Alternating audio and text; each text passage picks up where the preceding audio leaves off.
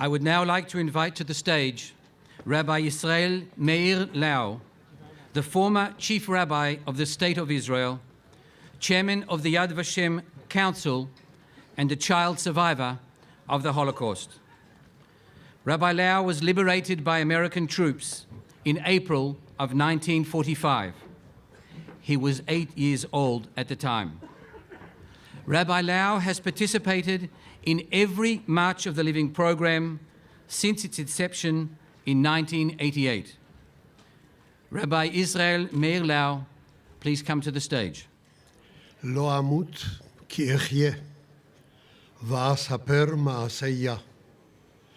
יסור ישרניה, ולמוות לא נתנני. כי חילצת נפשי ממוות, את עיני מן דמעה, את רגלי מדחי, את הלך לפני אדוני בארצות החיים. My dear friend, President of the State of Israel, Mr. Reuven Rivlin, our friend, if I may say, the President of Poland, Mr. Andrzej Duda, all the guests, all the friends, survivors from here and from far, blessed will be by God. When we started the March of the Living 30 years ago, exactly on this day, there were about 700 students, half from Israel, half from abroad, and many others, about 1,300 people. I remember at the end of the march, we were standing on the ramp there, exactly. Me and my colleague from Buchenwald, Eli Wiesel, with us to the Israeli ambassador to the United Nations at the time, Benjamin Netanyahu, and one said to the other, it's going to decline. It's going to be finished, the memories. Who will speak about the Holocaust when you will pass away? Eli and me, as I said, were liberated on April 11, yesterday was the date, April 11, 45. When Mr. Netanyahu said to me, Madatcha, what do you think? Next year, 2 years, 3 years, people will remember.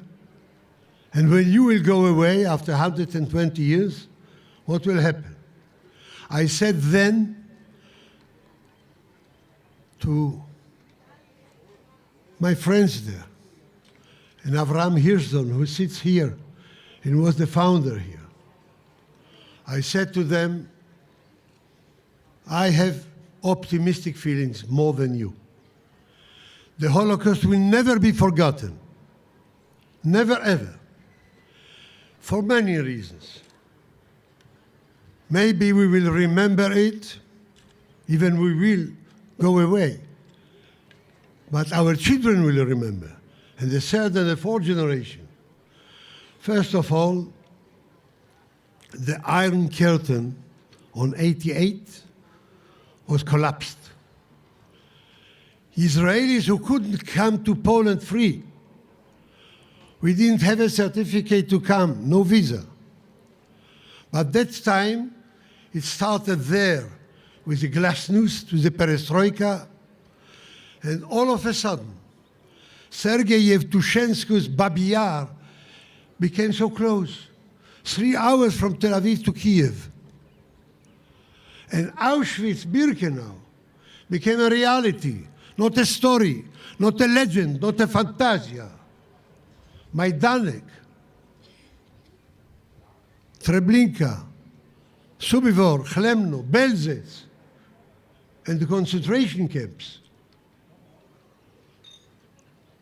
The collapse of the Iron Curtain brought into the knowledge and the feelings and the touch of many, many Israelis and other Jews of the world to the stories of Holocaust. Number two, the museums. Yad Vashem, not only Yad Vashem, but he is maybe the greatest, the deepest, in many museums in Israel and all over the world to tell the story and to show the story and the witnesses and the testimonies and then the trials. Everyone was enchanted to hear every testimony. It started with Kastner's 54, Lehavdil, a great change. Eichmann's process, Eichmann's trial on 1961, the Mianyuk. People were enchanted of the story. And they saw the evil in their eyes when they saw the man in the glass cave, Eichmann. So it happened in our very eyes almost. And then the books, the diaries. Anna Frank has changed the meaning of the word about the story of Holocaust. One book. And she didn't describe a day of Bergen-Belsen, who speaks about Auschwitz. Her feelings, her emotions, her thoughts, but it made a change in the opinions of millions of people around the world. So, the trials. And then I will tell you, sadly, very seriously, why do I believe that the history of Holocaust will never be forgotten? The world will never enable us to forget. They will always remind us, you are Jewish, you are a Jew, more anti-Semites, and more racism, and more hating the stranger, and we were strangers. We were and we are in some parts strangers today. If a leader of Iran speaks about denying the Holocaust, the citizens of Iran, especially the young one, ask one the other, what is he speaking about? No Holocaust. What is Holocaust? Against whom? By whom? When did it happen? Where did it happen? So denying the Holocaust, I'm afraid what is behind of it. But the denial itself, I'm not worried about it. It makes the knowledge and the interest and the curiosity about the Holocaust. Irving, an author, he lost the case. But when he spoke about denial, he said, yeah, some Jews fell also in World War II. Maybe 200,000, who speaks about 6 million, 200,000. But every other nation gave its list of victims. People started to hear, started to learn, started to read the newspaper. Because till then, the newspapers were not with us, with the victims, not at all. Because you must know that the Holocaust didn't start in Auschwitz-Birkenau, here near the Rampa, here near the selection of Josef Mengele. It didn't start here. Maybe it came here to a climax of an hell, of a deep, deep pit that mankind never saw again before. But it started 1923. Not 43, not in the Wannsee Conference of 1942, final solution. No. When Hitler wrote his book, Mein Kampf, My War, what was the reaction? 10 years after, he was elected to be the Chancellor of Germany, a nation of culture, a nation of history of nice mankind, philosophers, authors, poems. 10 years after Mein Kampf, I'm going to destroy the Jewish people. They don't deserve to exist as mankind.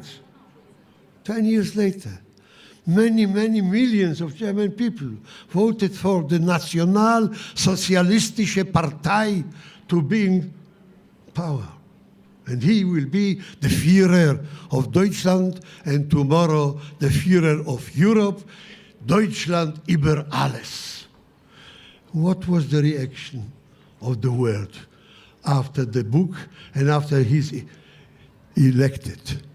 Look at the newspapers of 93, 23, or 33. What were the reactions? 10 months before World War II broke out was the Kristallnacht. What a name, a beautiful decorated name, Kristallnacht. 1,046 synagogues throughout Germany were destroyed and were burned in the flames by the Nazis before the war broke out. Between 8th to 9th of November 38. Look at the newspapers of the 10th of November 38. Look, what was the reaction? What was the comment of all the governments, of all the leaders of the world, of the free world? 1,046 in one night. This was spontaneous. This was arranged with cold blood. On the 9th of October in Kiev, Babiyar, 77,331 Jews were murdered brutally. Children, babies. Look at the newspapers of the 10th of November 41. Before final solution, before Wannsee conference. What happened? This enabled the Führer to go on. He said there is no reaction. There is no against, no opposition. Everyone understands the Jewish blood is permitted. It's cheap. You can play with them. They have no rights, not for live, not for life, not for anything. This was the reaction, non-reaction. It started then, it didn't start here. Here was the climax. I want to tell you, thanks to the Polish government for helping us 30 years with the March of the Living, supporting us with the Jewish Museum here in Auschwitz. Thanks for your support, for your help. And if I may apply to you, as the greatest leader of the Polish government today, President Duda, go on, tell your people what happened here. Tell them the truth. If they will discover it in another way, we will be very sorry. We want them to know the truth, just to know. They didn't establish Auschwitz, Birkenau, or the other death camps. No. I don't speak about cooperating with the Nazis. There were all kinds of nations who did it more or less. As it was mentioned before, we in Yad Vashem have announced already 6,700 righteous among the nations, Polish only. The greatest nation who donated us with righteous is Poland. We will never deny it. But we want you not to deny other things. Kielce will be never forgotten. And there is no way to give an explanation. The Nazis, the German, it were not Nazis anymore, 1946, and no German anymore. These were my Polish nation. As you know, I was born here in Piotrków Trybunalski, not very far. My father came from Lvov, today Lemberg, today this Ukraine, but it was Poland, Lvov. And my mother comes from Krakow, very close here, 40 minutes walk. The Pope John Paul II, I have met him on 21 of September 93 in Castel Gandolfo in Italy. He told me, I remember your grandfather, Rabbino Frankel Teomim, walking to the synagogue on Shabbat, surrounded with very many children. How many grandchildren did he have? The answer was 47. 47 only from my mother's side. And he said, and how many survived the Holocaust? I said, only 5.